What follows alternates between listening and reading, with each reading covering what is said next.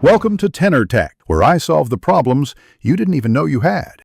You start by making the bug repeatable.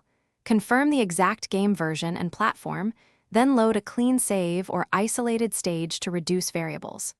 Once done, enable any available logging or slow motion.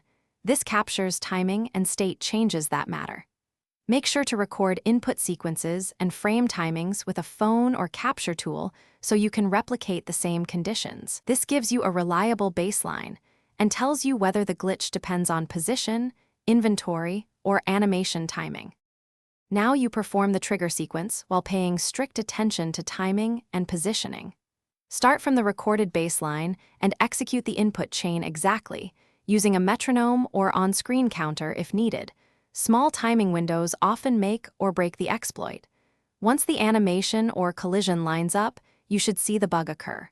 Repeat this 10 times to confirm consistency, and log which frames or offsets differ between attempts so you can isolate the critical moment that reliably causes the behavior. To finish, document the final successful inputs, precise frames, and any required items or states so you can reproduce the bug on demand.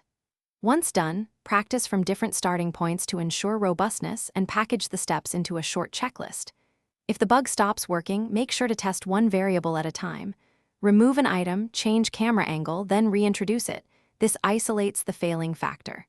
A key troubleshooting tip: if it fails randomly, add tiny delays between actions to align frames more consistently. Thanks for watching. Subscribe to keep your life in tune.